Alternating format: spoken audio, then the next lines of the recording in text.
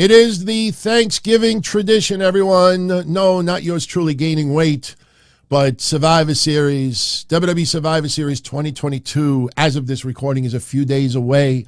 I am here giving you a preview, predictions, and we'll also discuss a few possible scenarios following Survivor Series. I want to thank you for joining me today.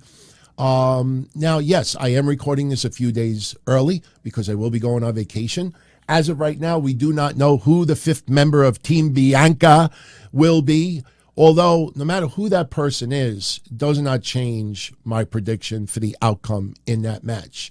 I will give you a prediction who I believe that it'll be in this show. Now, as of right now, we only have 5 matches announced. I honestly don't know if they're going to add a 6th because of the 2 War Games matches that should go 40 to 50 minutes minimum. That eats up almost 2 hours of programming, especially if everybody gets their intro, theme music, video, Titantron, entrance. So, yeah, we could be looking at almost 2 hours between those 2 matches. Now, there is a 6th match that I know everybody out there wants to see, including yours truly. It's a match we never realized we wanted, but now we almost demand it. And I don't think it's going to happen. I say don't hold your breath. But we might as well mention it anyway. So at least when we go back in the annals of history, we can say, yeah, this is a match we should have had.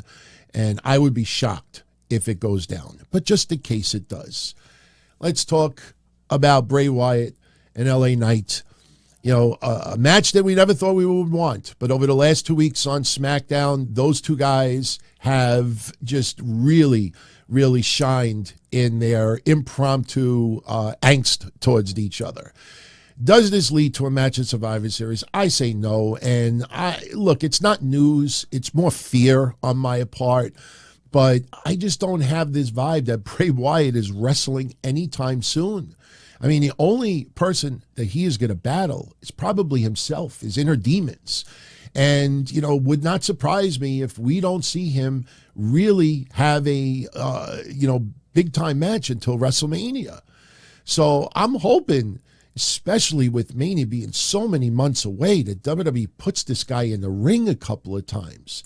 So look, even if this match were to happen at Survivor Series, even if it were to happen on SmackDown, there's obviously only one outcome that we would pretty much expect, and that is Bray Wyatt coming out on top. I just don't see this happening at Survivor Series for the simple reason that, especially after what we just had on SmackDown with LA Knight laid out unconscious, why would that lead to a regular pro wrestling match at Survivor Series? You would almost feel like there has to be a special stipulation to take it to the next level, and I just don't see that happening. So, hey, we'll hold out hope that the match does go down, and if it does, Bray Wyatt gets it, but I don't believe it's going to happen. Now, this Friday, SmackDown, another stipulation that does affect War Games in some capacity. It still does not change my match prediction, and that is who has the upper advantage for War Games. It's going to be Drew McIntyre and Sheamus taking on the Usos. Now, this past Monday on Raw, we have Rhea Ripley defeat Asuka to give the one-person advantage, the one-woman advantage on behalf of Damage Control. Here, I think we probably will have Drew McIntyre and Sheamus come out on top. It's not for the tag titles, so the Usos can lose this, and it doesn't affect their title reign in any way, shape, or form. Drew McIntyre, the Brawling Brutes. Kevin Owens is not out of match, but the other guys have had multiple matches over the last 2 weeks, and they have dominated. And I think going into Survivor Series, they have to continue their domination because most people out there, you know, it's a hard sell other than the idea of the ultimate feud, which is Kevin Owens and Sami Zayn taking on the Usos for the tag titles at WrestleMania.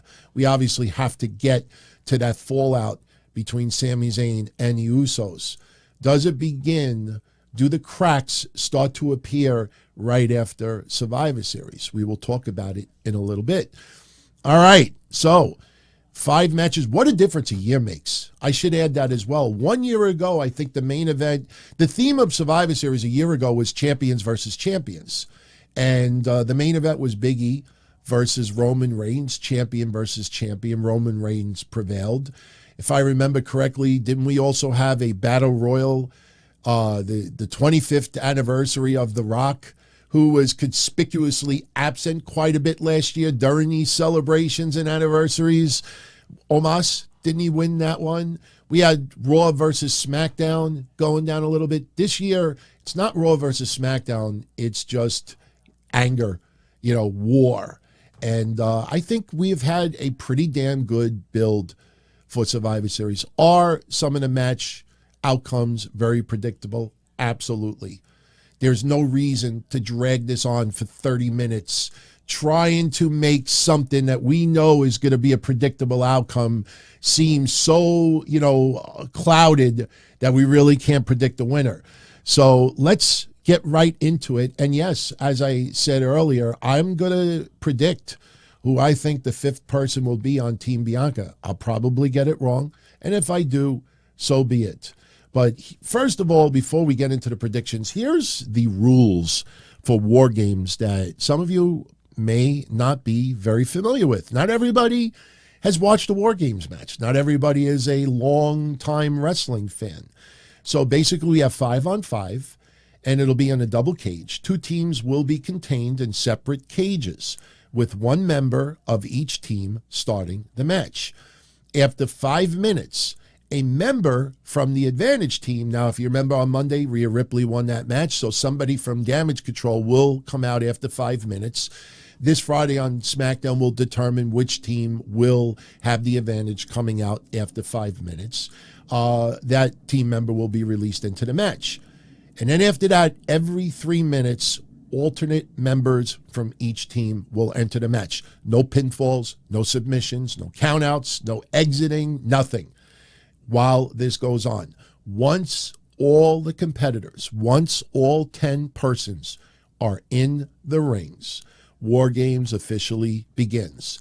And the only way War Games ends is if someone is pinned or someone submits. That is it. That is War Games. Let's get into predictions. All right, let's get into the predictions. Starting with probably the most predictable outcome of the entire Survivor Series. Ronda Rousey defending the SmackDown Women's Championship against Shotzi Blackheart. Now, I know a lot of you out there are predicting Raquel Rodriguez to be the fifth person on Bianca Belair's team. I think introducing Raquel Rodriguez on last week's SmackDown to come out, distract Shayna Baszler a little bit, which allowed Shotzi to get the fruit roll up leading into Survivor Series. I think Raquel will be more focused on maybe Ronda Rousey in the very near future or Shayna Baszler, or a combination thereof. Hell, maybe we'll see a tag team match in the very near future between those four women. Regardless, Shotzi will put up a good fight, but in the end, in my opinion, Ronda Rousey will retain the championship. Ronda Rousey will still be your SmackDown Women's Champion. The big question is, does Charlotte make her return? A lot of people are speculating that she will, especially if the match between her and Shotzi doesn't live up to some expectations out there. You immediately have someone make their return. It shifts all the attention. So we may see a very uneventful match. Who knows?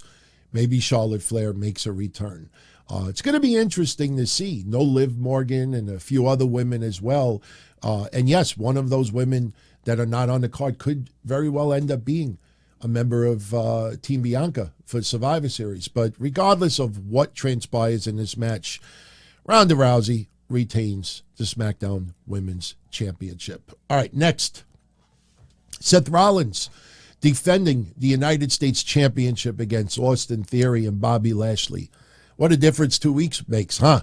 For Austin Theory. 2 weeks ago, about 95% of the net thought that Austin Theory was being buried, and that was Vince's guy, and Triple H has nothing for him.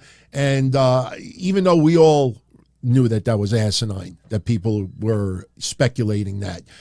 We see now what the plans are for Austin Theory. That guy is going to be a major superstar for this company. Somebody was pointing out, even if you watch this past Monday on Raw, him standing sideways looking at the backstage monitor at Seth Rollins cutting a promo, Austin Theory's arms are like this. I mean, the guy is jacked. He's got the look. He is smooth on the mic. He is great in the ring. I mean, how do you not expect this guy's going to be a major, major player? I think the only reason why this is a three-way match is because Bobby Lashley can be pinned, and it's not going to hurt Bobby Lashley in any way, shape, or form. Austin Theory, after this 2-week resurgence, I think it would be foolish to have him get pinned in this match.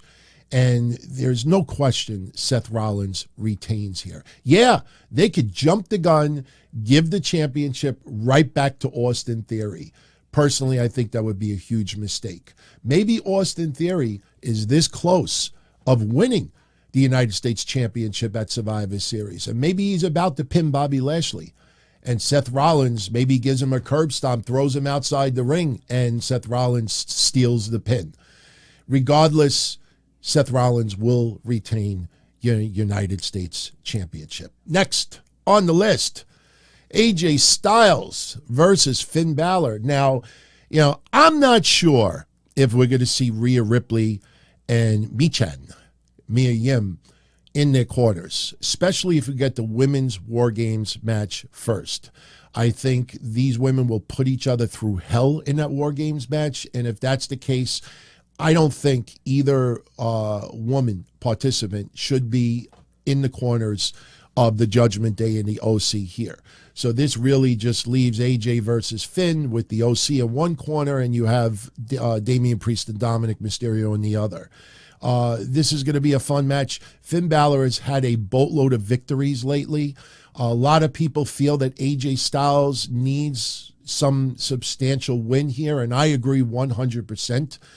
Maybe I'm kind of rooting for AJ Styles a little bit more than predicting it, but I want to see AJ Styles come out on top on this one. Look, no question, if you follow my shows, I have talked about how Finn Balor, for me, as far as his work in WWE, and listen, I miss the Demon, and some of his work over the years has been incredible for WWE, no question. But in recent years, culminating with him tumbling off the top rope in that match with Roman Reigns, Finn Balor has been on fire with Judgment Day, especially over the last 2 months. Coming out of the I Quit match with Edge, Finn Balor's been on fire. I think Finn Balor can afford to lose this match. I'm going with AJ Styles to take it. So, already, this leaves the Women's War Games match and the Men's War Games match. I know there's a lot of you out there asking me, DT, who do you think the fifth member will be? Now, I know a lot of you out there are saying, hey, Candice LeRae. She has a reason to want to get revenge on Damage Control. I feel you. Some people have said in some ways Raquel Rodriguez. Some people say Becky Lynch. I think Becky Lynch makes a hell of a lot of sense because Becky Lynch, out with the injury, and, the perception storyline is that Damage Control was responsible for it in some ways. So I would love to see Becky Lynch back. I just personally think it might be a little bit premature. I don't think Becky Lynch showing up in Survivor Series would be ideal, in my opinion. I almost feel like whoever the fifth person is, it's almost like a one-off. And not only that, even though, when you see who my prediction is for the team to win, I think coming out of this, if you look at the participants in this match, what feuds come out of this? The only match that I see coming out, of course, Io Sky and Asuka, we want to see that turn into a feud. I don't know how much that'll go. And remember, we have tag team championships that are involved as well. So Sky and Kai, they're going to be a tag team coming out of this. So one-on-ones with a, hardcore feud, I don't see that. The only match I see coming out of this is Rhea Ripley versus Bianca Belair. Rhea Ripley, probably the most dominant female currently on the roster who's probably had the best momentum. She hasn't had that many matches since she returned from injury. But Rhea Ripley is on another level right now, in my opinion. And I think Rhea Ripley versus Bianca Belair, a feud for that Raw Women's Championship, is the perfect way to go coming out of Survivor Series. So whoever that fifth person is for Team Bianca, that person could be a one-off. And I think some of you are now starting to see where I'm going with this, that person doesn't necessarily have to have a feud coming out of this, that this person shows up, gets some revenge, and then leaves. So who do I think that last member will be? Well, look at your screen, and for my friends on audio only, I will tell you. I did a little photoshopping here. It didn't come out all that great, but I think it came out good enough. Who do I think the fifth person will be? I think it'll be Beth Phoenix. I think it will be Beth Phoenix. I think Beth Phoenix will be that fifth person, and I think Bianca Belair's team definitely wins this one.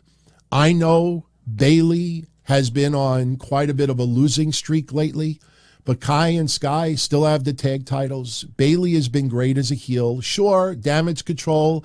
A lot of people online have mixed feelings as far as their run in the last month or two, but I expect that to change, and we're going to see some shifts as far as feuds coming out of this. Bianca going with Rhea Ripley post-Survivor Series would definitely help get Bayley away from Bianca Belair.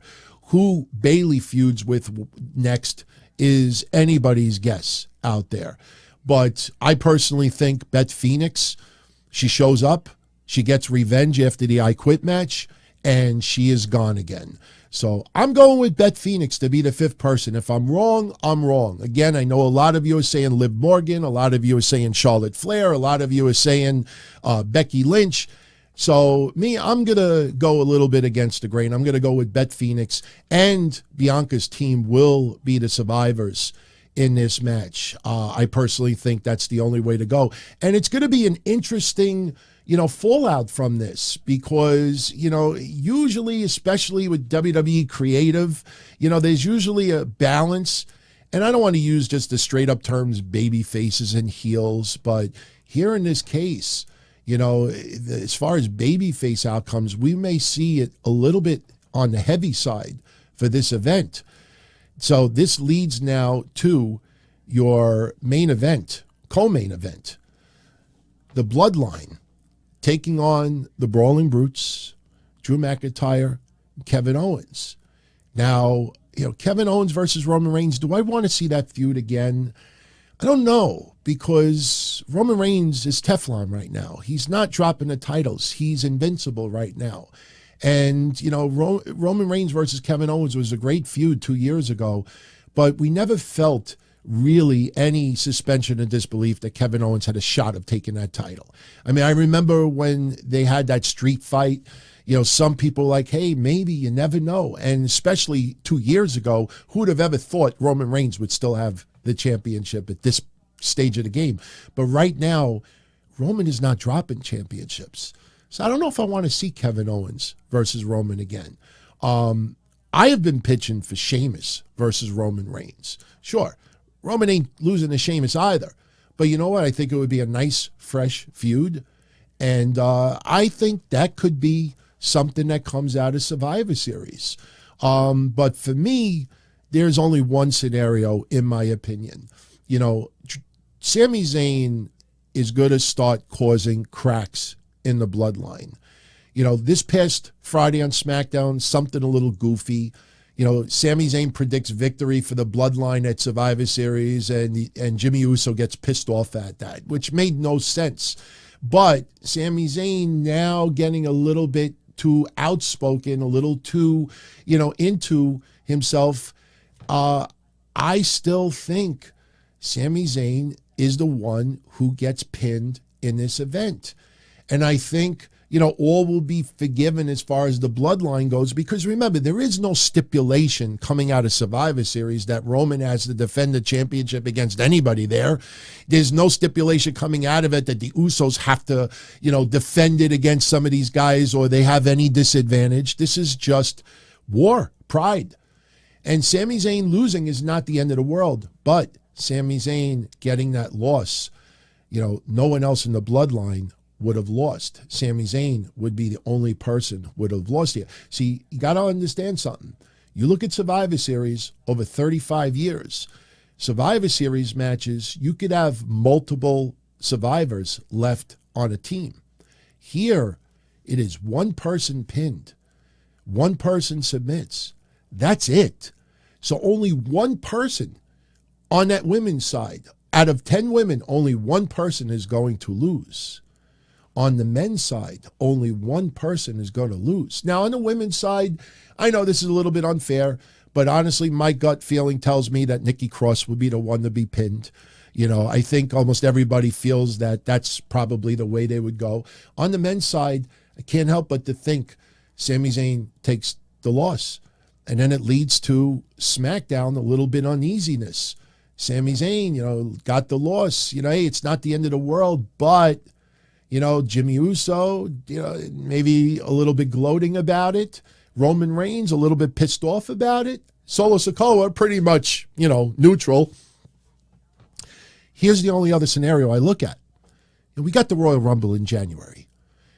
And then we have the road to WrestleMania. Most of you out there believe it's going to be Kevin Owens and Sami Zayn versus the Usos at WrestleMania, with Kevin Owens and Sami Zayn winning the tag team titles and dethroning the Usos, their record reign. They could hold off the bloodline turning on Sami Zayn until the Royal Rumble or even afterwards. Because remember, the Royal Rumble's in January and WrestleMania is not until early April. So we still have months to build. Now, Kevin Owens, I think, now you remember about 6 weeks ago, they started planting that seed and then they stopped. They stopped in their tracks when Kevin Owens was trying to get through to Sami Zayn that the bloodline was using you. So Sami Zayn, if he loses at Survivor Series, bloodline will get a little bit annoyed and maybe a little nasty to Sami Zayn. Maybe Sami Zayn's got to have some punishment as a result to prove that he should still belong in the bloodline. And Kevin Owens maybe starts to try to get through to Sami. Look, they're going to, they don't care about you. They don't distance to that. And then something happens, and then Kevin Owens says, see, I was right. And then Sami realizes that Kevin Owens was right. And then it leads to the feud culminating at WrestleMania. The thing is, Survivor Series may be way too early for that to begin. A Sami Zayn loss doesn't mean they turn on him right after Survivor Series. So this could lead to December or January. So the big question is, do you start the cracks now or do you wait until January? My honest opinion, you start them now. Sami Zayn takes the pin. I don't know if it'll be Kevin Owens, though. I think maybe Drew McIntyre or Sheamus gets the pin on Sami Zayn. And I think as a result, maybe this leads to Sheamus and Roman Reigns afterwards. But I just feel, I've been saying this for about 2 or 3 months now. I got to stick to it. Nothing has really changed the way I feel about it. Sami Zayn takes the loss, and you get the Brawling Brutes, Drew McIntyre and Kevin Owens, to get the win here. So again, when you look at Survivor Series, it is very babyface heavy as far as the winners go. But I think this is necessary to spawn. Now look, on the women's side, after the match is over, Rhea Ripley could destroy Bianca or somebody else. And then that could just lead to a feud afterwards. But those are my predictions. So, short, sweet, to the point. And I hope everyone out there enjoys Survivor Series this Saturday. Now, as far as a recap, I will be returning to New York on Sunday afternoon. So Sunday night, 8:05 p.m., right here on YouTube, I will be live giving you a recap of Survivor Series, talking about the highs, the lows. We'll see how our predictions ended up. We'll see what may be leading post-Survivor Series. And we'll also do a little bit of a sit-down episode, which is like Q&A, feedback. I'm sure a lot of you are going to have a lot of things to say coming out of Survivor Series. So, if you're around Sunday night, 8:05 p.m., join me right here. and we'll talk about it. So, everyone, it's been real. I hope you all have a wonderful Thanksgiving holiday. All the best to you. Thank you for always supporting the channel. On the way out, if you enjoyed the show, you know what to do. Hit that thumbs up. If you know anyone out there that may like the channel, let them know about it. Being a subscriber here is free. And if you want a little bit more, become a channel member, patreon.com/Don Tony. You know the deal. Everyone, have a good Thanksgiving. Enjoy Survivor Series. Enjoy SmackDown. Enjoy Rampage. Enjoy Dynamite. Wow, there's a lot of wrestling coming up later. Enjoy Impact. I'm out of here, everyone. Much love. As far back as I can remember, I always wanted to be a podcaster. For me to live any other way was nuts. To me, those goody-good people who worked shitty jobs for bum paychecks and took the subway to work every day and worried about their bills were dead. I mean, they were suckers. They had no balls. If I wanted something, I just took it. I ran everything. I paid the bills. I paid the host. I even paid the masked maniac. Everybody had their hands out. Everything was for the taking. We always called each other good fellas. You would always hear from somebody. You're gonna like Don Tony. He's alright. He's a good fella. He's one of us. But if you're part of my crew, nobody ever tells you they're gonna get rid of you. It doesn't happen that way. There weren't any arguments or curses like in the movies. See, your haters come with smiles. They come as your friends, the people who've claimed they care the most for your life. And now that's all over. And that's the best part. Today everything is different. There's lots of action. I don't have to wait around for everything like everyone else. Oh, I didn't get the vaccine? Fuck you, vaccine me. Oh, your delivery guy has COVID? Fuck you, feed me. Right after I moved here, I ordered egg noodles and ketchup, and I got spaghetti with meat sauce. I'm no longer an average nobody, while they get to live the rest of their lives like a bunch of schnooks.